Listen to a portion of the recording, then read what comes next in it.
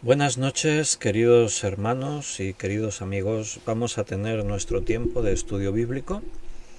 Volvemos a la serie Personajes de la Biblia porque nos queda un poquito todavía acerca de la vida de Elías. Seguramente acabaremos hoy. Creo que sí, vamos a ver. Y vamos a terminar de ver lo que nos queda en el Antiguo Testamento y vamos a ver un poco en el Nuevo Testamento acerca de Elías porque, como os dije al principio de esta serie de Elías, es uno de los profetas que aparecen en el Antiguo Testamento, pero también en el Nuevo Testamento. Entonces, bueno, hay 30 menciones en el Nuevo Testamento acerca de Elías y alguna aparición suya por ahí también. Bien, vamos a poner este tiempo en las manos de Dios, pedimos su dirección y que sea el Señor quien nos guíe. Señor, estamos agradecidos porque nos permites ahora en este momento reunirnos en tu nombre y abrir tu palabra. Ayúdanos a entender, Señor, lo que quieres decirnos. Llévanos tú, Señor, en este conocimiento de tu palabra, el poder escuchar tu voz y dejar que tu palabra actúe en nosotros. No queremos endurecer nuestro corazón. No siempre quizás lo consigamos, pero nuestra intención es agradarte en todo, seguir creciendo. Venimos a tu palabra con hambre de recibirla. Por eso te pedimos sabiduría, que nos ayudes a entender todo, Señor, y que nos des la palabra adecuada que tenemos que enseñar en esta noche. Confiamos en ti y que el Espíritu Santo sea quien nos guíe en todo. Te lo pedimos en el nombre de Jesús. Amén. Muy bien, pues si queréis ir preparando vuestras Biblias en el segundo libro de Reyes capítulo 2, y mientras voy a mirar en el chat en directo a ver los hermanos que han saludado por aquí. Benito ha saludado, buenas noches a todos mis hermanos. Juan Bermudo también, buenas noches mis amados hermanitos, Víctor y todos, que la gracia y la paz de nuestro Señor Jesús estén en vuestros corazones. Rosario Rubí y Paco, buenas noches a todos, muchas bendiciones y un fuerte abrazo. Y esos son los mensajes que hay, de momento. Vamos a ir al estudio, hay más hermanos conectados, seguro que algunos están escribiendo. Pero vamos a aprovechar ya. Estuvimos viendo el último día acerca de la profecía contra el rey Ocosías. Y estuvimos viendo lo que sucedió cuando el rey envió a unos soldados para que prendiesen a Elías y lo trajesen ante él. Y fueron 50 soldados más su capitán, y fueron consumidos con el fuego del cielo. Entonces Ocosías mandó a otros 50 soldados con su capitán, y estos también fueron consumidos por fuego. Y por tercera vez envió a otro grupo de soldados con su capitán, pero en este caso cambió la situación, porque este capitán se postró delante de Elías y le pidió que tuviese misericordia de él y de sus soldados. Y entonces no le pasó nada. Y Elías fue a ver al rey. Los otros dos grupos de soldados se podían haber ahorrado esto. Eso demuestra que a la fuerza no se puede llevar a Dios a hacer nada, y Elías era el siervo de Dios. En el segundo libro de Reyes capítulo 1, ahí es donde estábamos, antes de que entremos al 2, os dije antes el 2, pero un poquito antes de entrar al 2, vamos a terminar de ver, conectando con el último día del estudio, en el versículo 16, ahora Elías viene ante Ocosías el rey y le entrega el mensaje que ya había dicho antes, pero ahora se lo entrega personalmente. Vamos a leer el versículo 16. Y le dijo: así ha dicho Jehová, por cuanto enviaste mensajeros a consultar a Baal-Zebud, dios de Ecrón, ¿no hay Dios en Israel para consultar en su palabra? No te levantarás, por tanto, del lecho en el que estás, sino que de cierto morirás. Ese fue el mensaje que Elías le trae a Ocosías. Quizás Ocosías pensaba coaccionar a Elías, quizás el hacer que venga en persona, a ver si me da otro mensaje. Pero Elías sin duda ha crecido, ha madurado, ha aprendido, ha superado aquella crisis de depresión y de miedo, y ahora no tiene temor de decirle al rey lo que Dios le ha dicho que le diga. El mensaje es claro: si tú buscas a otros dioses, pues que esos dioses te salven. Y como esos dioses no te van a salvar, pues de esta enfermedad no te vas a levantar, vas a morir. Ya vimos la pregunta que se hizo anteriormente a los mensajeros que Ococías había enviado. No hay Dios en Israel para consultar en su palabra. Ese es el mismo mensaje que Elías le dio a los hombres que Ococías envió para consultar a Baal-Zebub y que fueron interceptados en el camino por Elías. El mensaje de Dios no cambió solo porque Ococías no lo quiso escuchar la primera vez y ahora ha buscado que venga Elías en persona a decirlo. El mensaje sigue siendo el mismo.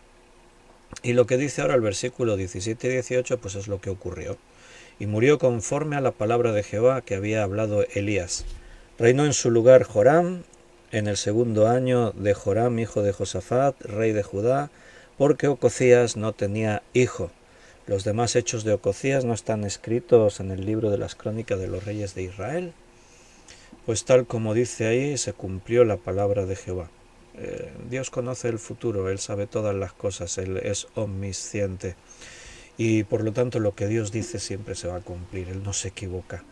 Estamos estudiando los domingos y lunes el libro de Apocalipsis, y estamos estudiando las profecías de Daniel, de los otros profetas, de lo que Jesús dijo acerca del fin del mundo.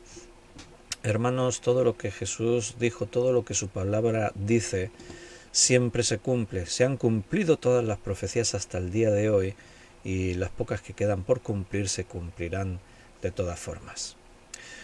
Bien, pues vamos a donde queríamos ir al principio, al capítulo 2 del segundo libro de Reyes. Bienvenidos a todos los que os habéis ido conectando. Ahí saludó Beatriz, Dolores, José Luis, Ana Karina, Zembay. Bienvenidos a todos. Y los que no han escrito pero están conectados, ahí veo que hay un grupo conectado. Vamos a ese acontecimiento especial en la vida de Elías, que no vamos a decir que es único, pero casi único. De hecho, solo en la Biblia solo se nos habla de dos personajes que fuesen arrebatados sin ver muerte. Uno fue Enoc y otro es Elías. En el caso de Enoc no tenemos muchos datos, no hay mucha información, no sabemos el por qué Dios se lo llevó sin ver muerte y con qué propósito y cuál es el estado actual de Enoc. Si ya murió, si no murió, si está a la espera de algo, no sabemos. Hay muchas cosas que para nosotros son misterios, y si la Biblia no nos los declara, pues seguirán siendo misterios, porque no podemos inventarnos el resultado de algo que Dios no nos haya revelado. Donde la Biblia calla, nosotros debemos callar. No podemos imaginar algo que no lo sabemos. A veces podemos tener alguna deducción, pero solo podemos aceptar como la única verdad aquellas cosas que la Biblia nos declara, aquello que Dios nos ha revelado en su palabra. Entonces, bueno, este es un acontecimiento muy especial, el hecho de que Elías no murió como todos tienen que morir, sino que fue arrebatado. Cuando yo os decía que Enoc no sabemos su estado actual, si ya ha muerto o no ha muerto, es porque estoy recogiendo lo que la Biblia dice. En Hebreos dice que está establecido a los hombres que mueran una sola vez y después de eso el juicio. Entonces todos los hombres tienen que morir alguna vez y después ya viene el juicio. Algunos no morirán, pero lo que la Biblia se refiere es que todos tienen que morir. O sea, cuando estábamos antes de ayer, estudiando Apocalipsis, y hablábamos de la segunda venida de Cristo, y hablábamos del arrebatamiento de la iglesia, claro, los que estén vivos en el momento en el que Jesús venga a buscar su iglesia, en realidad no mueren, sino que son arrebatados y transformados. Pero ahí es donde se aplicaría la muerte. O sea, la muerte es la separación de la parte espiritual de este cuerpo. El arrebatamiento se produce en dos fases. Primero, Dice allí Pablo en Tesalonicenses que todos los que durmieron resucitan y para irse con Cristo, y los que estemos vivos en ese momento seremos transformados. O sea, no nos vamos con Jesucristo con este cuerpo, porque este cuerpo tiene que morir. Entonces esa transformación que se produce vendría a ser, en efecto, esa muerte de este cuerpo para recibir nuestro cuerpo glorificado. Así como los que resucitan no resucitan con el cuerpo que tenían, siempre se han preguntado, ¿no? Han surgido las mismas preguntas. Muchas veces me han preguntado, hermano, ¿y qué pasa cuando resucitemos si uno le faltaba una pierna o le faltaba un brazo o tenía este defecto físico? Cuando resucite será igual. No, hombre, Dios no hace las cosas mal hechas. El cuerpo que tú vas a tener para la eternidad no es como este cuerpo que tenemos ahora. Es un cuerpo glorificado. La referencia mejor para podernos hacer una idea es el cuerpo de Jesucristo cuando resucitó, porque dice la palabra, lo dice en algunos sitios. Hay un versículo muy especial allí en 1 de Juan capítulo 4 que dice que cuando Él se manifieste seremos semejantes a Él. O sea, en semejanza nuestro cuerpo va a ser semejante al de Cristo resucitado.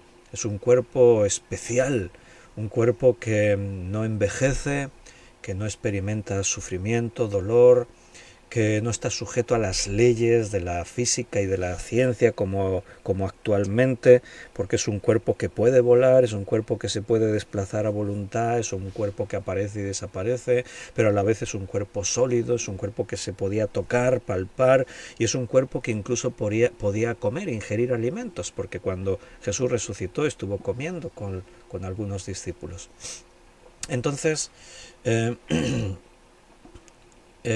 ¿qué pasará con Eliseo, con Enoc? Bueno, con Eliseo después vamos a ir a Apocalipsis 11 y vamos a ver que posiblemente Eliseo sí que morirá físicamente. Ahora está con su cuerpo mortal, porque fue arrebatado sin ver muerte. No es el cuerpo que va a tener para toda la eternidad. El cuerpo de la eternidad se obtiene o mediante la resurrección o mediante esa transformación en el rapto o el arrebatamiento. Y Enoc no sabemos si ya murió, si apareció otra vez en escena y murió ya como hombre, o si en el día del arrebatamiento será transformado. No sabemos, no tenemos idea de cómo eso va a ocurrir.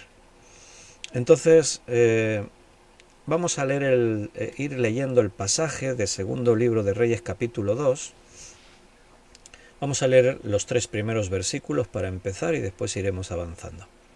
Aconteció que cuando quiso Jehová alzar a Elías en un torbellino al cielo, Elías venía con Eliseo de Gilgal. Y dijo Elías a Eliseo, quédate ahora aquí porque Jehová me ha enviado a Betel. Y Eliseo dijo, vive Jehová y vive tu alma, que no te dejaré. Descendieron pues a Betel. Y saliendo a Eliseo los hijos de los profetas que estaban en Betel, le dijeron, ¿sabes que Jehová te quitará hoy a tu señor de sobre ti? Y él dijo, sí, lo sé, callad. Bueno, es interesante el cómo comienza este relato, porque parece que no se nos ha dado el referente anteriormente, pero por lo que dice el texto, parece que había alguna especie de profecía o Dios había revelado de alguna manera que Elías iba a ser llevado al cielo de esta manera. Porque cuando dice aconteció que cuando quiso Jehová alzar a Elías en un torbellino al cielo, o sea, esto ya era como de conocimiento común, la gente sabía que esto iba a ocurrir. Los hijos de los profetas se lo dijeron a Eliseo, lo hemos leído en el versículo 3, ¿sabes que hoy Jehová te quitará tu Señor de sobre ti? O sea, de alguna forma, que no se nos ha especificado en el texto, Dios había revelado que esto iba a suceder, que Dios se iba a llevar a Elías en un torbellino, o sea, sin ver muerte. Y este era el día. Entonces dice que Elías le dijo a Eliseo, quédate ahora aquí porque Jehová me ha enviado a Betel. Pero ¿cuál fue la actitud de Eliseo? Vive Jehová y vive tu alma que no te dejaré. eh, hay una gran devoción de parte de Eliseo hacia su maestro. Dijimos en su momento, cuando Elías llamó a Eliseo, bueno, estuvimos elogiando el gesto de Eliseo, de cuando Elías le echó el manto, esto era la señal del llamado a un ministerio profético. La respuesta de Eliseo fue, bueno, un grandísimo ejemplo para todos nosotros. Eliseo era un hombre rico, tenía una buena posición en su familia, tenía 12 yuntas de bueyes, eso lo dice todo, era una barbaridad. Una familia con una yunta ya se podía considerar una buena familia. 12 yuntas habla de muchas tierras, o sea que Eliseo tenía una muy buena posición en su familia, pero cuando Elías lo llamó, lo dejó todo, mató el buey, lo cocinó utilizó las maderas de la yunta para cocinar al buey y despedirse de los suyos. O sea, recibió el llamado de Dios y dejó todo, dejó toda su vida, dejó sus posesiones, dejó sus riquezas, todo por seguir. Y vemos esa devoción. Seguramente, si Dios lo permite, en otra ocasión, pues podremos estudiar en esta serie de personajes de la Biblia a este personaje, Eliseo. Pero aquí vemos su devoción. Dijimos en su momento que tú vas a ver en la Biblia que la gran mayoría de personajes a los que Dios llama para una misión especial, a la gran mayoría de ellos Dios no los dejó solos. Les puso algún tipo de apoyo, alguna persona que les respaldase. A veces esa persona era un propio discípulo y podemos pensar que el maestro es el que le da todo al discípulo, pero en la Biblia vemos que también hay bendición en la otra dirección. El hecho de un maestro que tiene un discípulo también bendice al maestro, porque el discípulo que tiene es un hombre o una mujer de Dios y por lo tanto es una persona con la que puede compartir esos momentos de soledad que en el ministerio se experimentan, ese apoyo en esos momentos en los que la fe es puesta a prueba. Es simplemente el poder contar con alguien y también cuando un maestro tiene un alumno, el primer bendecido también es el maestro. Porque mira, cuando tú estudias los temas de la Biblia, aprendes mucho y los recibes. Pero cuando tú enseñas esos temas, aún aprendes más todavía. Si quieres alcanzar el máximo nivel de aprendizaje, eso se obtiene cuando tú empiezas a enseñar a otro cualquier tema, cualquier materia, cualquier cuestión. Porque una cosa es recibir, pero otra cosa es dar. Cuando tú enseñas, tienes que tener lo que vas a enseñar, lo tienes que tener muy metido dentro. Tiene que estar llenando tu mente, tu corazón. Entonces el discípulo es bendecido, pero el maestro también es bendecido. En marzo va a hacer 4 años que estamos compartiendo la palabra de Dios cada día y sé que sois bendecidos porque vosotros mismos me lo decís, a veces por aquí, a veces en privado, en mensajes o en persona.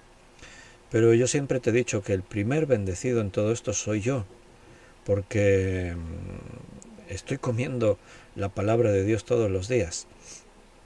Algunos casi que no habéis faltado ni un solo día, pero si alguien puede decir que no faltó ni un solo día al estudio, soy yo, porque lo estuve dando. Entonces soy el primer bendecido con la palabra de Dios. Así que nunca te conformes con lo que tengas, siempre aspira a más, porque Dios tiene grandes cosas para cada uno. Eliseo quería permanecer lo más cerca posible de su mentor, de su maestro, así que le dice, vive Jehová y vive tu alma que no te dejaré. Y Elías, no le insiste, no le dice, no, quédate aquí porque te lo mando. No, está bien, está bien. Cuando alguien quiere recibir lo máximo posible, hay que darle lo máximo posible. Vamos a leer un poco más del versículo 4 al 7. Y Elías le volvió a decir, Eliseo, quédate aquí ahora, porque Jehová me ha enviado a Jericó. O sea, primero era a Betel y a Betel no lo quiso dejar, fue con él. Y estuvieron en Betel y ahora dice, bueno, ahora quédate aquí que voy a ir a Jericó, Dios me envía a Jericó. Pero Eliseo vuelve a decirle lo mismo que antes, vive Jehová y vive tu alma, que no te dejaré. Vinieron pues a Jericó. Y se acercaron a Eliseo los hijos de los profetas que estaban en Jericó, y le dijeron, ¿sabes que Jehová te quitará hoy a tu señor de sobre ti? Él respondió, sí lo sé, callad. Y Elías le dijo, te ruego que te quedes aquí porque Jehová me ha enviado al Jordán. Y él dijo, vive Jehová y vive tu alma, que no te dejaré. Fueron pues ambos. Y vinieron 50 varones de los hijos de los profetas y se pararon delante a lo lejos, y ellos dos se pararon junto al Jordán. Bueno, se repite la escena, ya has visto que por donde quiera que iban los profetas todos sabían lo que iba a pasar con Elías. Por eso hemos dicho que Dios lo anunció. Estaba anunciado lo que iba a ocurrir. No fue una sorpresa que de pronto apareció el torbellino y se llevó a Elías y todos dijeron, ¿qué ha pasado? No, Dios ya lo había dicho. A veces Dios nos quiere revelar los planes que tiene para con nosotros, para con el mundo.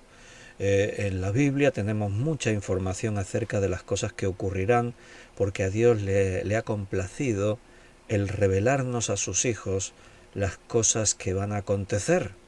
Dios no quiere que permanezcamos en una total oscuridad de conocimiento, que permanezcamos en la ignorancia.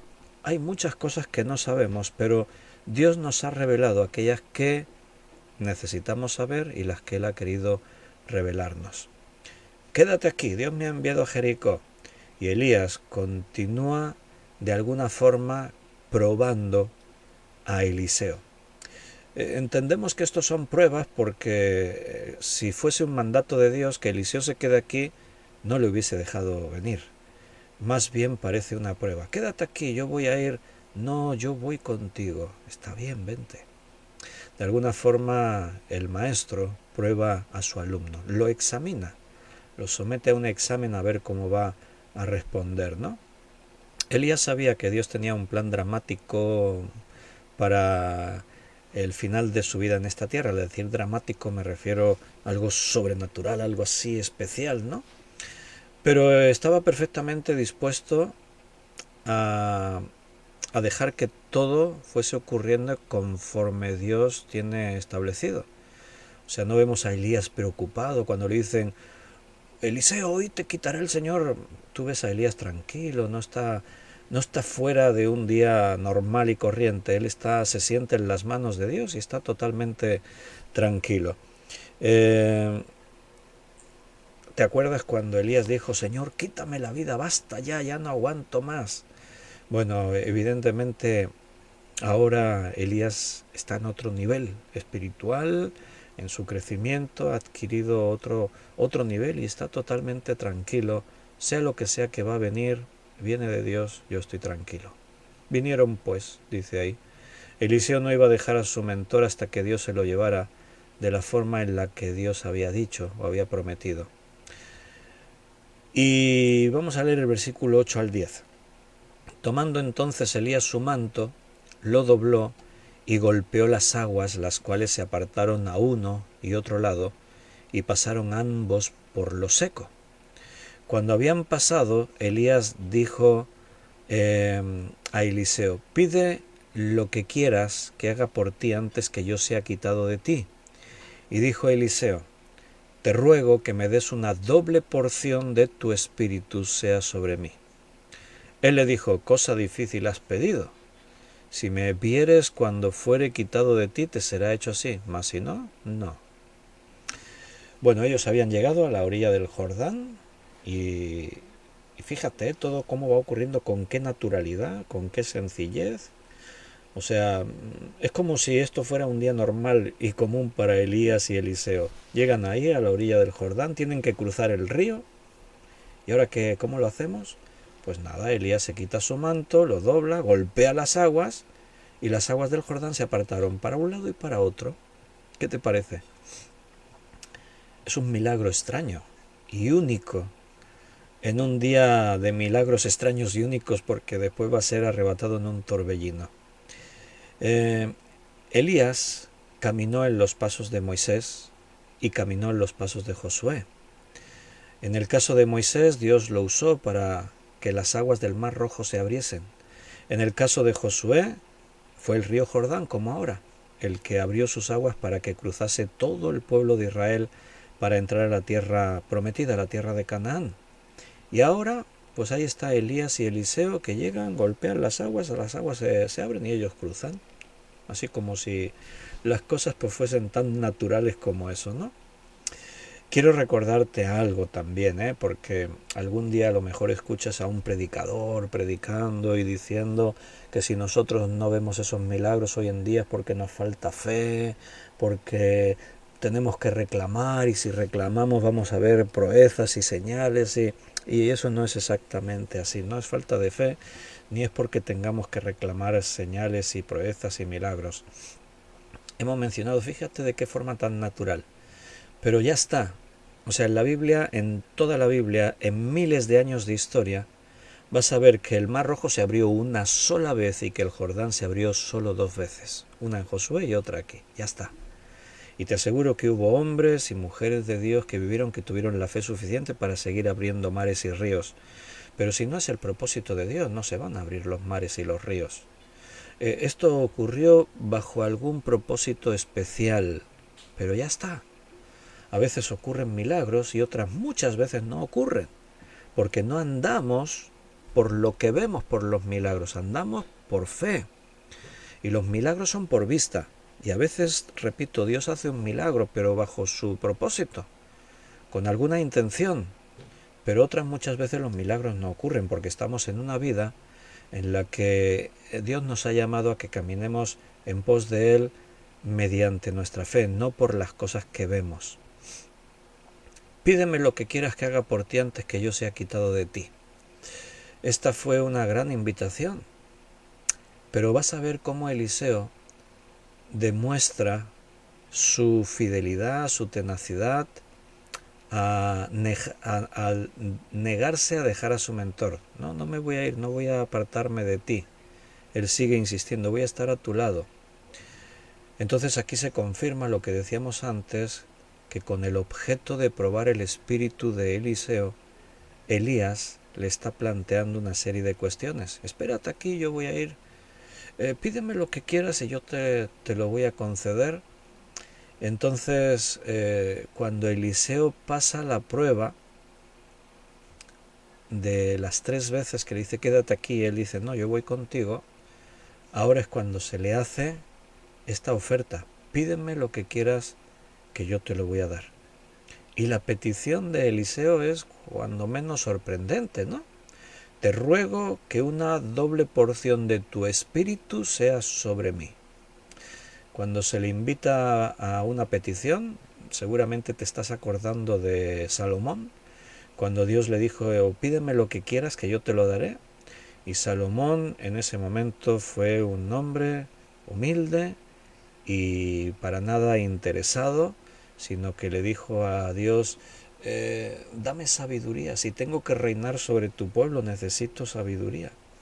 Y Dios lo bendijo con lo que le pidió y con lo que no le había pedido también le dio riquezas y le dio poder y fama. Eliseo ahora está ahí.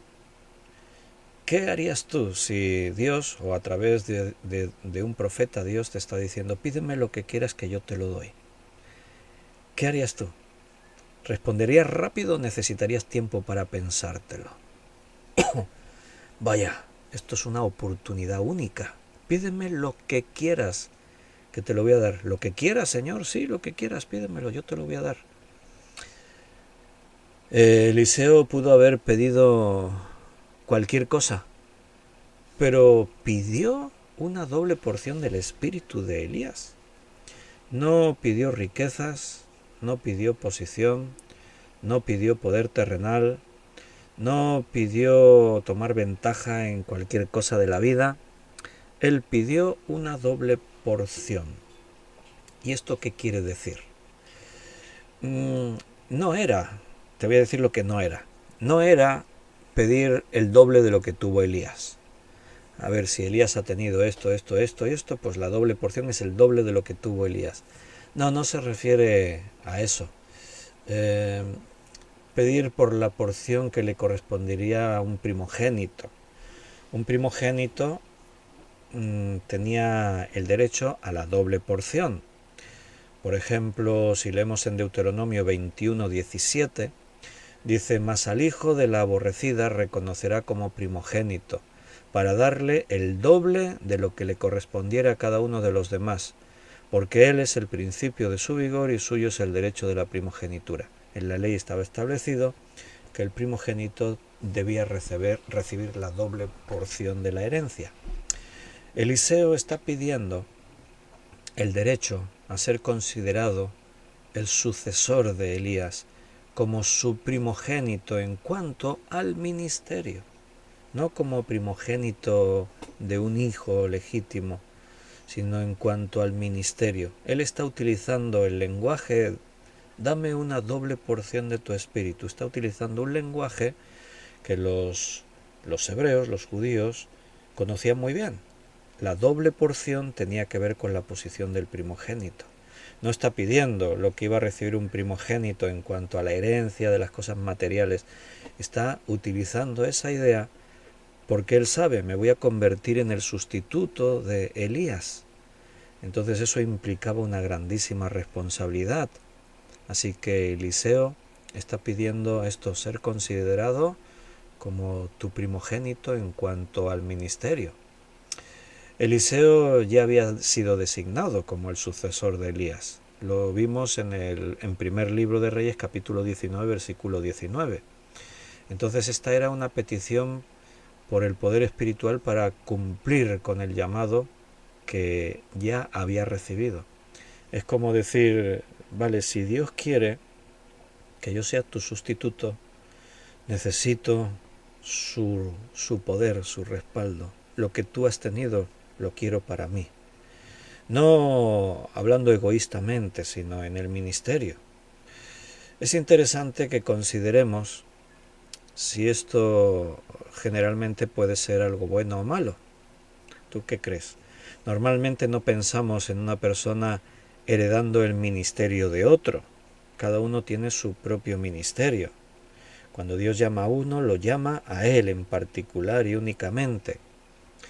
La relación entre Elías y Eliseo y la evidente bendición de Dios en sus ministerios, Dios bendijo a Elías y va a bendecir a Eliseo también, muestra que por lo menos algunas veces Dios tiene la intención de que una persona herede el ministerio de la otra. Hay cosas particulares que fueron únicas en Elías y van a ser únicas en Eliseo, pero en este caso hay mucho en común entre lo que fue el ministerio de Elías y lo que ahora va a ser el ministerio de Eliseo. Hay muchas cosas en común. En parte parece como eso, como si hubiese heredado, y ahí está, seguramente guiado por el Espíritu Santo, por el propio Señor, a la hora de hacer esa petición. Dame una doble porción de tu Espíritu. No es que haya una medida en la que uno puede recibir una porción del Espíritu y una doble porción. Mira, yo he escuchado a veces predicaciones sobre este texto de profetas y apóstoles de este tiempo que buscan siempre encontrar significados sobrenaturales y que respalden ideas que ellos tienen en la Biblia, y a veces se ha utilizado esto de la doble porción para querer mostrar de que si Dios te concede una doble porción estás en un nivel más alto que otros y tal, pero no está mostrando eso. No es que haya una posición privilegiada a la hora de decir: Señor, dame una doble porción de tu Espíritu. Fíjate que no dice dame una doble porción del Espíritu Santo, sino una doble porción de tu Espíritu, Elías. ¿Cuál era el espíritu de Elías? Su ministerio. Entonces, no dejes que te confundan, malinterpretando los textos, sacando fuera de contexto cosas o diciendo cosas que la Biblia no dice. No tienes que andar buscando una doble porción del Espíritu Santo. El Espíritu Santo es uno y mora en tu vida. En la vida de cada creyente, Pablo dice que habiendo oído el Evangelio de verdad y habiendo creído en él, fuisteis sellados con el Espíritu Santo de la promesa. si has creído en el Evangelio de verdad, has recibido el Espíritu Santo. Pablo le dice a los corintios: ¿o ignoráis que sois templo del Espíritu Santo, el cual mora en vosotros? Todos nosotros hemos recibido el Espíritu Santo, y el Espíritu Santo es el Espíritu Santo. No puedes esperar una doble porción del Espíritu Santo. Sí que al Espíritu Santo lo puedes apagar, lo puedes contristar, pero fíjate qué curioso que a estos profetas de este tiempo no los oigo predicar tanto acerca de la santidad y buscar la llenura del Espíritu Santo mediante la negación personal, la obediencia a la palabra, la renuncia a cosas materiales y privilegios en la carne, sino que es más fácil decir: pídele a Dios que te dé una doble porción de su Espíritu. No, eso no es bíblico. Ya tienes el Espíritu Santo. Ahora la Biblia dice: no contristéis al Espíritu Santo, mas sed llenos del Espíritu Santo. Y eso ocurre cuando vives en santidad, cuando vives en humildad, cuando vives en obediencia a la palabra de Dios. Pero a veces se predica pues como cada uno quiere. Y empezando por nosotros mismos debemos ser prudentes para no caer en el error de estar haciendo que la Biblia diga cosas que no dice. Hay que ser muy temeroso de Dios para poder caminar delante de Dios en una actitud de integridad bíblica, de fidelidad a la palabra de Dios. Como nos dice Apocalipsis al final: cuidado con no añadir ni quitar nada de lo que la Biblia nos enseña, de lo que está escrito en la profecía de este libro. A ver, Miguel, que está por aquí preguntando. Ya sabéis que todos los que estáis conectados en directo, si tenéis alguna duda, algo que no me acabo de explicar, podéis preguntar o aportar algo. Yo sé que algunos de vosotros por privado también me consultáis, y no me refiero a nadie en particular. Zenbai, por ejemplo, que después por privado pues me preguntan cosas, y eso está bien, no os quedéis nunca con dudas. En la medida que yo puedo os respondo. Miguel dice: he escuchado que hablan sobre el bautismo del Espíritu Santo, pero leo en la Biblia que dice: no os embriaguéis con vino, mas sed llenos del Espíritu Santo. La Biblia habla de que todos los creyentes han recibido el Espíritu Santo. En el movimiento carismático pentecostal surgió la idea de que parece como que hay dos fases a la hora de recibir el Espíritu Santo. Una es que cuando tú crees tienes el Espíritu, pero eso no tiene por qué ser el bautismo del Espíritu Santo. Entonces ellos enseñan que hay un momento en la vida del creyente en la que uno tiene que buscar ser bautizado en el Espíritu Santo. Pero no hay textos así de peso que sostienen eso. ¿En qué se basan entonces?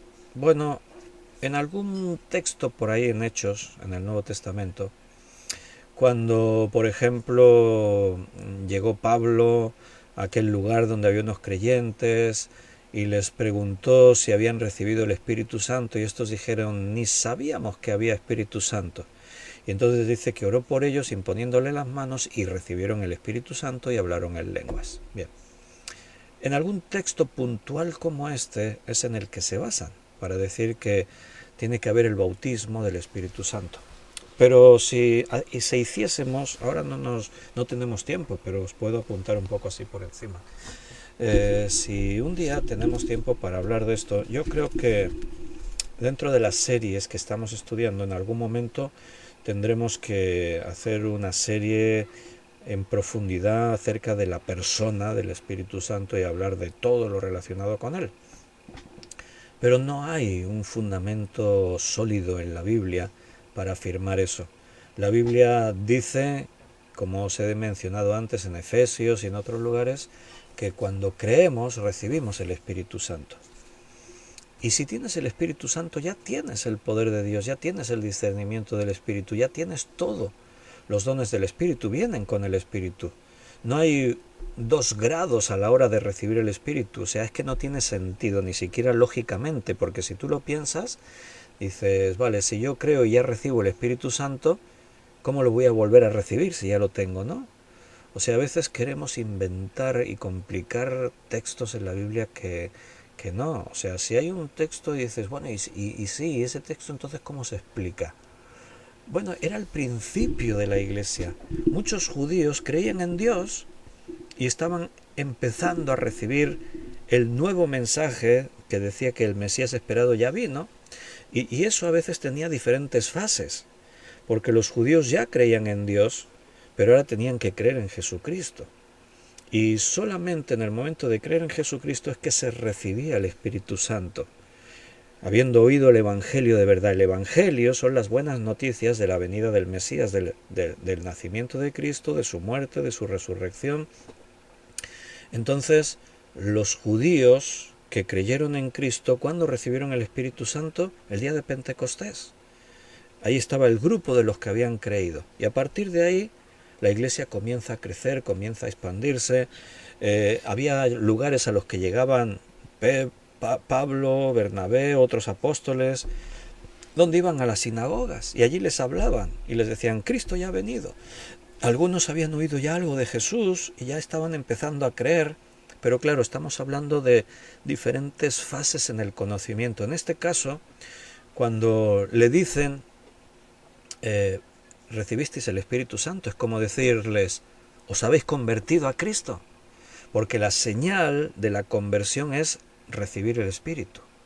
Si tú no has recibido el Espíritu Santo, no te has convertido, no has nacido de nuevo. Porque la Biblia dice que cuando uno cree en Jesucristo recibe el Espíritu Santo. Entonces, la pregunta, ¿habéis recibido el Espíritu Santo? Era lo mismo que decirles, pero ¿os habéis convertido a Cristo ya? Y ellos dijeron, ni siquiera sabemos que haya un Espíritu Santo. O sea, imagínate el desconocimiento. Entonces, ¿qué hizo Pablo? Les predicó a Cristo, les habló y entonces oró por ellos, les impuso las manos y recibieron el Espíritu Santo. ¿Pero por qué recibieron el Espíritu Santo? ¿Porque Pablo tenía un poder que lo podía transmitir con sus manos? No. Eso es lo que creyó Simón el Mago y le dijo a Pedro, oye, yo quiero ese poder que tenéis vosotros, que imponéis las manos y transmitís el Espíritu Santo. ¿Cuánto cuesta? ¿Y qué le dijo Pedro? Tu dinero se muera contigo. ¿Acaso crees que puedes comprar el favor de Dios? O sea, eso es algo que Dios hace, no es algo que ni siquiera hacía Pedro, ni Pablo, ni nadie. Entonces, el Espíritu Santo lo reciben todos los que creen en Jesucristo. Os he dicho los corintios. Los corintios, Pablo les dice, o ignoráis que tenéis el Espíritu Santo. Y mira, los corintios precisamente no eran una iglesia modelo. Eran una iglesia con muchos problemas, era una iglesia inmadura, no habían madurado, no habían crecido como debían, pero eso no duda de que tuviesen el Espíritu Santo, lo tenían, pero no estaban llenos del Espíritu. Por eso tú mismo, Miguel, estabas citando ahí, ¿no? Que el apóstol Pablo es el que dice que no os embriaguéis con vino, antes bien sed llenos del Espíritu Santo. O sea, el vino, embriagarse con vino, no es solamente exclusivamente el vino, eso es una ilustración de que no te llenes de las cosas del mundo, no te llenes de cosas vanas. El vino es el símbolo de la embriaguez en la carne, pero te puedes embriagar con otras cosas que no son vino, te puedes embriagar con las nuevas tecnologías hoy en día, con todo el día pantalla de teléfono, del TikTok, del YouTube, del Instagram, de no sé qué. Entonces no te llenes de esas cosas del mundo que son para tu carne, llénate del Espíritu Santo. No es bautismo del Espíritu Santo, es llenura del Espíritu. O sea, si que realmente quieres vivir en el poder de Dios, tienes que estar lleno del Espíritu. Y poder, no te olvides que no es andar haciendo milagros, señales y prodigios. Poder es tener la capacidad de obediencia a Dios, de vivir en el Espíritu, de predicar el Evangelio a toda criatura, de hacer lo que Dios espera que cada uno de nosotros estemos haciendo. Entonces, como te decía, todo eso se consigue viviendo de la manera que Dios te pide, llenándote de su palabra en una vida de oración, de obediencia, de comunión en la iglesia, Así te vas a ir llenando del Espíritu Santo. Hay un nivel máximo, yo me llené hasta aquí, ya no puedo más. No se puede hablar de un nivel máximo. Sed llenos del Espíritu Santo. Nunca alcanzaríamos la plenitud en el Espíritu, porque siempre hay un poco más para crecer. El propio Pablo decía, y no pretendo haberlo alcanzado ya, sino dejando lo que queda atrás, me extiendo a lo que está delante, al supremo llamamiento en Cristo Jesús. Y si Pablo no lo había alcanzado, no vamos a pretender nosotros haberlo alcanzado ya, ¿verdad? Lo de la doble porción de tu espíritu no es del Espíritu Santo, no es un poder sobrenatural, no es vas a escuchar por ahí alguna predicación que te van a decir así. Igual que Eliseo pidió una doble porción del espíritu, pídele a Dios que te dé una doble porción de su espíritu. No, estamos explicando lo que eso significaba. Significaba doble porción, alude al primogénito. En este caso, Eliseo dice, yo voy a ser tu sustituto, Elías, yo quiero tener lo que tú tienes. Yo quiero lo que Dios ha hecho en tu vida, yo quiero que lo haga en la mía. Eso es lo que está pidiendo de una forma sencilla. No inventes, no digas cosas que la Biblia no dice. Versículo 11 al 13. Y aconteció que yendo ellos y hablando, he aquí un carro de fuego con caballos de fuego apartó a los dos, y Elías subió al cielo en un torbellino. Viéndolo Eliseo, clamaba, Padre mío, carro de Israel y su gente de a caballo. Y nunca más le vio, y tomando sus vestidos, los rompió en dos partes.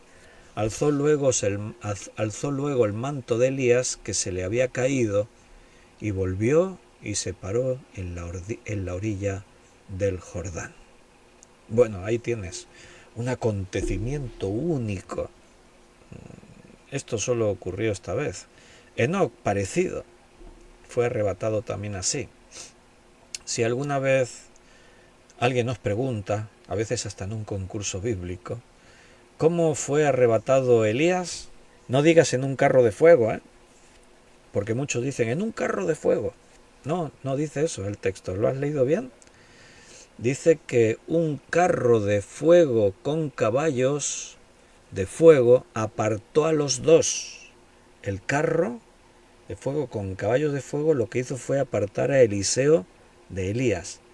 Y Elías subió al cielo en un torbellino. Si te preguntan cómo fue alzado Elías al cielo, tienes que decir en un torbellino, no en un carro de fuego. ¿Aclarado? Bien. Y aconteció que yendo ellos y hablando. ¿De qué hablarían?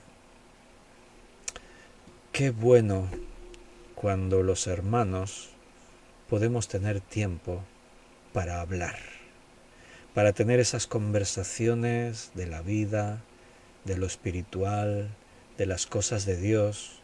Ahí iban ellos hablando temas sublimes seguramente. Estaban ahí ante los confines del cielo, del ministerio, de la presencia de Dios. Estaban ahí como tú y yo. Ahora estamos ahí, viendo cómo se acerca el día en el que el Señor venga a buscarnos. Hablad entre vosotros, dice ahora aquí en el Nuevo Testamento, con salmos, con himnos, con cánticos espirituales. Tenemos que aprovechar los momentos para hablar. En el mundo se hablan de cosas vanas. En el mundo a veces las conversaciones giran en torno a cosas vacías, en torno de cosas que solo generan polémicas, que si política, que si, en fin, cosas de todo tipo que son de este mundo. Pero los hijos de Dios tenemos muchos temas de qué hablar, tenemos cosas interesantes de qué hablar. No sé si estaban hablando de la apostasía de Israel, de la destrucción profetizada próxima de esta nación, la nación de Dios, el pueblo de Dios. No sé si hablaban de, bueno, Eliseo, pronto vas a estar solo, ahora te vas a tener que encargar, ya no vas a ser un discípulo, ahora vas a ser el maestro, ahora ya vas a ser el profeta, te vas a tener que dejar que Dios te guíe. No sé, ahí van hablando. Para ellos era un día como otro cualquiera. sabían que Elías iba a ser llevado en este día. En este día. Ya, los profetas lo estaban diciendo todos. Pero ellos no cambiaron su día a día, su rutina. Ahí estaban. Y un carro de fuego, como hemos dicho, como hemos leído, con caballos de fuego los apartó y Elías subió al cielo en un torbellino. Esto sí que fue un milagro espectacular, además de extraño y único. Mientras los dos profetas caminaban, algo, digo algo porque eso de un carro de fuego con caballos de fuego, recuerda que a veces los escritores bíblicos están utilizando imágenes de que para ellos se parece a esto, ¿no? Y están ahí, Apocalipsis está lleno de símiles. Algo que parecía un caballo, un carro de fuego con caballos de fuego, los separó el uno del otro y los apartó a los dos, y entonces Elías subió al cielo en un torbellino. Se cumplió que un hombre torbellino pudo volar al cielo en el mismo cuerpo mortal que tuvo toda su vida y que todavía ahora estaba. O sea, no es que murió y resucitó, fue transformado, no, el Señor le llevó así, la Biblia dice, sin haber visto muerte.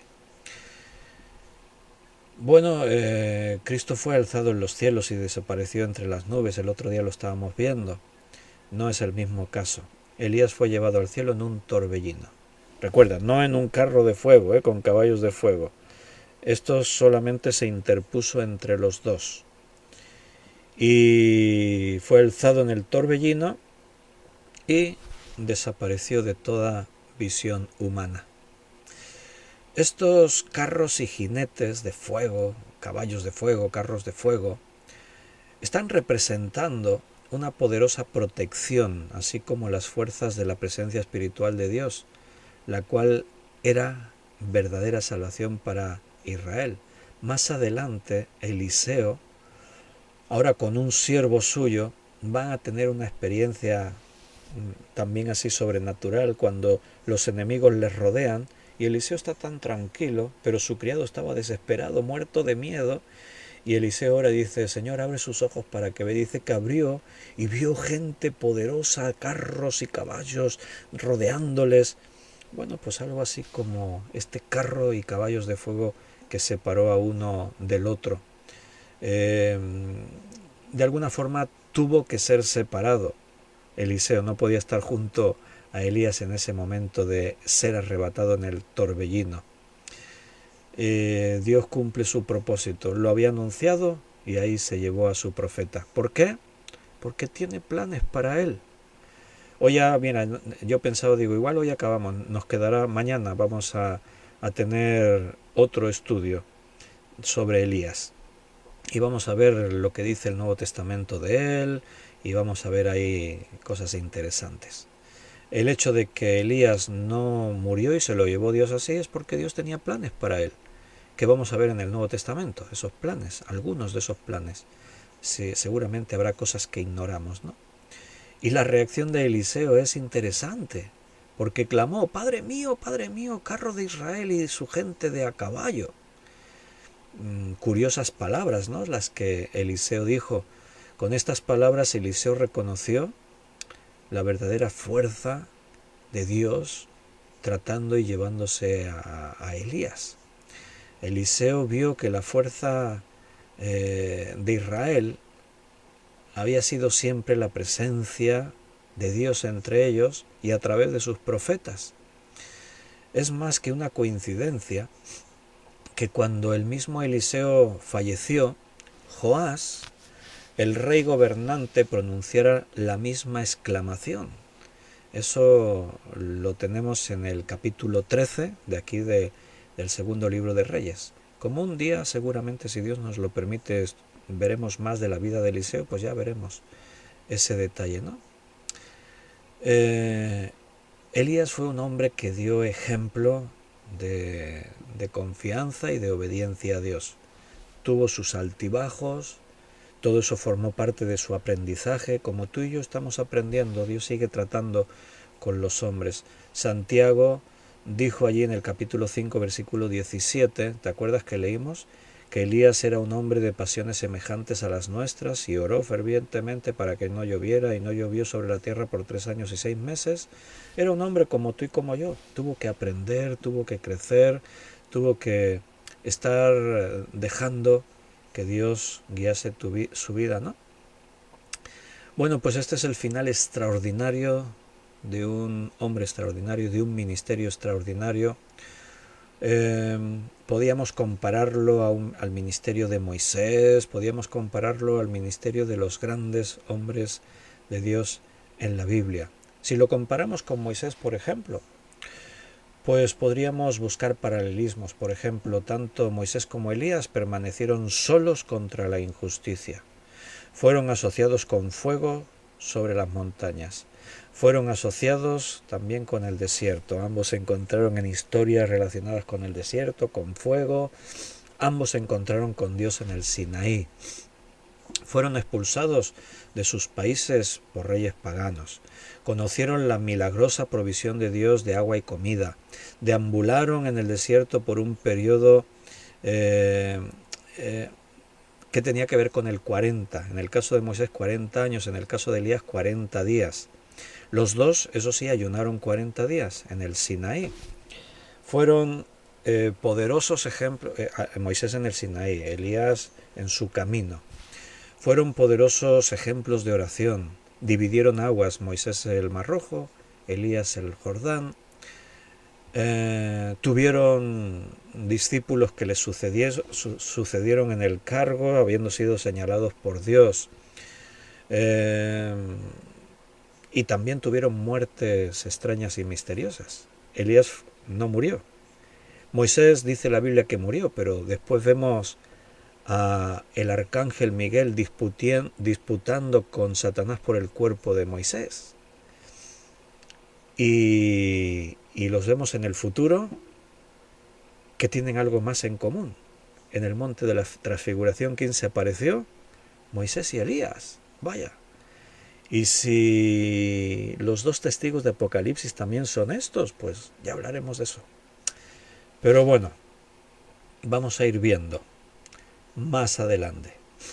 Viéndolo Eliseo, cumplió el requisito mencionado en segundo libro de Reyes 2:10 que hemos leído antes. Quiero una doble porción. Si me ves, cuando yo me vaya con el Señor, recibirás tu doble porción, le dijo Elías. Así que se ha cumplido lo que estaba ahí en el aire. No ves a Eliseo alegre, ahí feliz, qué bien que se va Elías en un torbellino. No, tomando sus vestidos los rompió en 2 partes. Esto fue una expresión de lamento, de llanto, de duelo. Pero si sabes que se lo ha llevado Dios con un propósito, sí, pero es lícito sentir tristeza por la separación. Mira, cuando un ser querido nuestro fallece, y fallece en Cristo, sabemos que se va con el Señor, pero estamos tristes por la separación. Sabemos que un día nos volveremos a encontrar, pero la tristeza de momento nos embarga. Y Eliseo amaba a Elías, tenía una gran devoción por su maestro y lamentó que los dos se tuviesen que separar. Alzó luego el manto de Elías que se le había caído. Como el manto era una señal especial de un profeta, esta fue una demostración de que Eliseo realmente había heredado el ministerio de Elías. Ahí tenía su doble porción. Piensa cómo debió ser para Eliseo recoger ese manto. El manto no cayó del cielo, a sus hombros. Cayó allí, al suelo, y Eliseo tuvo que decidir recogerlo y ponérselo. Él tuvo que decidir, ¿realmente me quiero poner esto? ¿Realmente quiero ser un profeta de Dios? Recuerda que un profeta de Dios no era estar en el estrado y que todos te den sus ofrendas y que lleves ropa de marca carísima. En estos tiempos un profeta en muchos casos era jugarte tu propia vida. Era una vida solitaria. Era una vida donde igual estabas bien y otro día estabas pasando frío y hambre.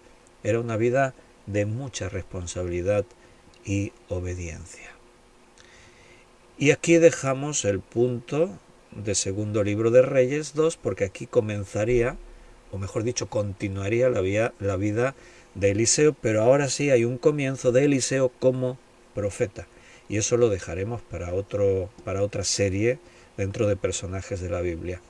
Nosotros, si Dios lo permite, mañana a las 9, mañana jueves a las 9 de la noche, vamos a volver aquí para continuar viendo a Elías, pero ya no a Elías profeta en la tierra. Ahora vamos a ver al Elías en el Nuevo Testamento, en el monte de la transfiguración, en las enseñanzas que se usan de Elías. Relacionado con Jesús se menciona un montón de veces en el Nuevo Testamento a Elías. ¿Qué pensaban los judíos de Elías, de ese arrebatamiento? ¿Será Elías también junto con Moisés esos dos testigos de Apocalipsis 11? Todo eso, si Dios lo permite, mañana. Así que pinta interesante el estudio, no te lo pierdas. Queridos hermanos, nos despedimos. Que Dios os bendiga, que Él también os lleve, como llevó a Elías, como a Eliseo, que os lleve a vosotros, según su voluntad. No en un torbellino, me refiero aquí en la tierra, sirviéndole a Él. Bueno, si Dios quiere llevarte en un torbellino, Él es soberano, Él hará lo que quiera. Un abrazo y hasta mañana, si Dios quiere.